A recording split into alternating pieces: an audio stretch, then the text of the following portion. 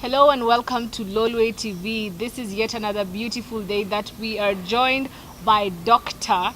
Chao Mbogo, who is really a remarkable woman making great strides in Kenya and making a lot of changes and getting to impact so many people.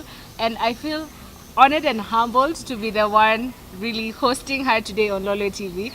And yes, I think I am talking too much about her instead of letting her introduce herself. So let her just go straight away into introducing herself and telling us a little bit about what she does, who she is, and how it has been until where she is at the moment. So welcome, Dr. Chao Mbogo. Thank you. So I am Dr. Chao Mbogo, and I am currently the head of department at Kenya Methodist University for Computer Science. I am also the program lead and co-founder for Kamilimu, which is a mentorship program for computer science students. So that is what I'm currently doing.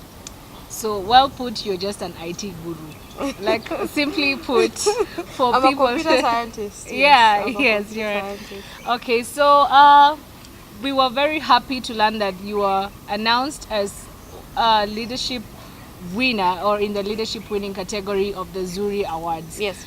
How was it like for you and how did you feel? And first of all, before you even tell us that, did you know about the Zuri Awards before?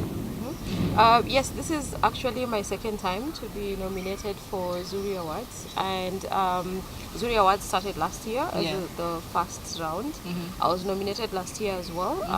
I didn't win then, and I was nominated this year as well. And this year I emerged the winner for leadership category, which actually means a lot because my work has really grown in the last year, and so the win is really a testament of the impacts that we're having in the community, especially among computer science students, which is why I really appreciated the award now, because it really is a testament for how much progress we have made in the last year.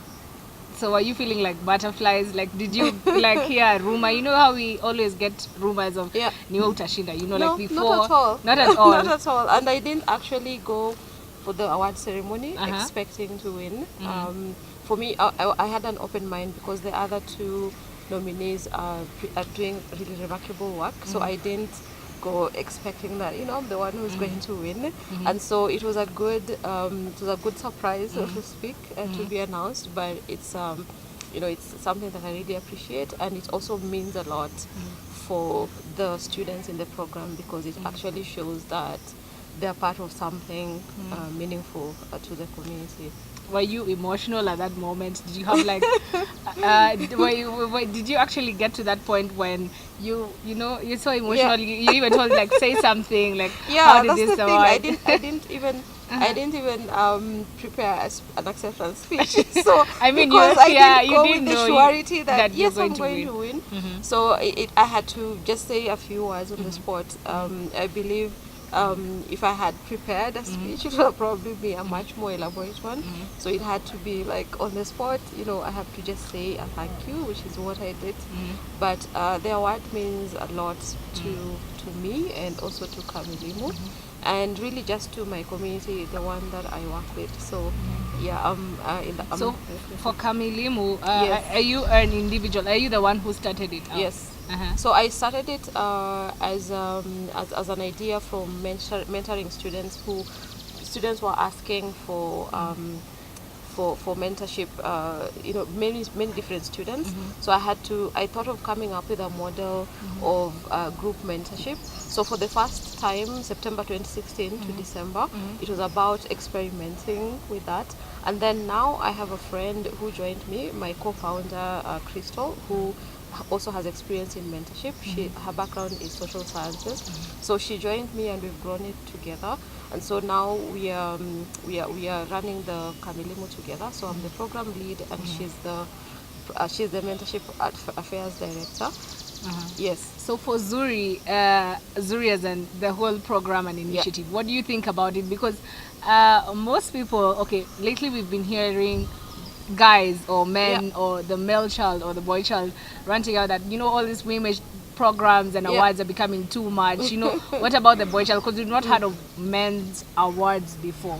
So Yeah. what do you think about it? Well, I understand that sentiment. However, I would say that what Zuri is doing is really identifying women locally. So I'll give my own example in the sense that I've won different awards before, but most of them are international. And so getting recognized at home is actually very important. Incidentally, I met another nominee who said the same thing, that she has been recognized globally quite a bit, and so getting recognition at home is something that really means a lot to her and to the community. So I think what Zuri Awards is doing is really using a very merit-based recognition process to recognize women from all fields, not just in one field. And in so doing, I think they're really going to have an impact in a lot of the work that women are doing, especially women who most people don't know about or don't know what it is that they're doing in the community. And I think that is what they're looking to do. So as an individual, what effort can you say that you put in extra compared to that made you win the award as compared to last year when you did not win the award? So I'd say that the big thing is the growth that I've had since the last nomination. In the last nomination, I didn't even have a name. Kamilimu came up in the last. Kamilimu. Yes. The last minute. In the last year, we didn't have a website. Our brand hadn't grown. It was really, really new. And so demonstrating impact and leadership at that level, I believe, was not as much as I have now. And the second thing is, in the interview, I had two of my beneficiaries come with me for the Zuri Award interview.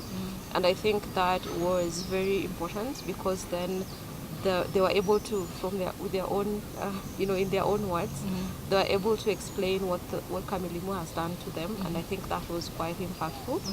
And lastly, it's the effort we've really had, because until today, we've reached students in 12 different universities in Kenya, and as we speak now, we have at least 100 students who've been part of our program, with the current cohort of 44 who just started 2 weeks ago. And so we are really seeing very organic growth in the program, and there's a genuine and clear need for mentorship among university students, because we hear all this talk about the quality of university students, and Kamilimu is filling that gap by actually doing something impactful about it. And the fact that we have received so much interest from students from all over Kenya, from all over the different universities, is really testament to the fact that students are looking for something else, and that is where Kamilimu comes in, and I believe that is what demonstrated the impact and the growth, and hence the leadership. So what criteria do you use in enrolling students or admitting them? So students apply. No, students apply. We can only take 40 at the moment, because that's the number we have found we can manage well and really track progress. Our program is very highly structured, and so we'd like students to demonstrate that, one, they actually are looking for mentorship and they're ready to commit to it. So one, we look at, we ask the students to write essays to demonstrate why they need mentorship, and so we actually vet them on that. The second reason is our program is 50-50, 50% female, 50% male. That's one of our selling points, the fact that we have a very gender balanced group, and so we take care of both genders. And we also look at students who are able to commit to, because it's 6 months, and in 6 months they're able to commit to that in addition to what they do in school. And so that is why we ask them to really write essays and demonstrate why they want to be part of the program. And so we have some students who don't make the cut. For example, in this last group, we had 75 applicants. We could only take 40. And so that is, we look at all those criteria when students apply, and also other things like, do students follow instructions? So we ask little things like... So 70 applied, 75 applied. Yes. So did you take the 40? I'm sure there are others who, of course, qualified. Yes. So did you take the 40 because it's only the 40 you can sustain? So what happens to No, maybe some other 10 in the bunch of 35 who do not? Yes, so we take the 40 because one, obviously, because we had to have a number that we can sustain, and two, we now have to have a cutoff of different criteria, like the one I'm talking about. So we ask students to say, because we like to also train the students that it's important to follow instructions, especially because they're going to the world of employment. So we ask students to do things like, you know, attach one-page CV. We find some have sent 3-page CVs. We find so we start with those little criteria to eliminate, and then now we really go dive to select the final 40. We really dive into reading each and every essay that is sent, and then the ones that really stand out in terms of a need to actually join a mentorship program. Why do they think it will be beneficial for them at this point? Is it free? Yes. It is? Yeah. Oh, wow.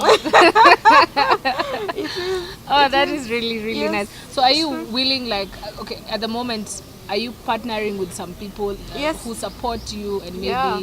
have the same mission and vision as you have? Yes. So far, in just a year of operation, we've had 27 individuals from the professional industry who've given their time and skills to the mentorship program. So the mentorship program is workshop based. It's lab session based. So Crystal and I can't do everything on our own. So what happens is we have a lot of interest from professionals from the industry who want to give their time and skills from what they've learned. And we've had 27 so far. We've also had 7 companies who have contributed to the program. For example, Gebea has held a session. Google has contributed to us financially and also in terms of facilitating some of our sessions. We now have a new partnership with Akili Dada, where we train their gap year students. So our students actually become the trainers. So in that way, they give back to the community, because community involvement is one of our key pillars. We have a new partnership with Google Nairobi, where the female students in the program will be going to Google once every 6 weeks for a panel discussion, and they'll get professional mentorship while at it. So we're getting so much interest from the industry already. Okay, so what's your parting shot to everyone else who has been nominated to Zuri and maybe they did not win, or other people who are really trying to work hard and who finally or eventually Zuri might identify them and award them, for them to get motivated to get to greater heights? So my parting shot will be to just keep doing the contribution to the community. But I think what's important is really looking at ways that you can impact directly your target group.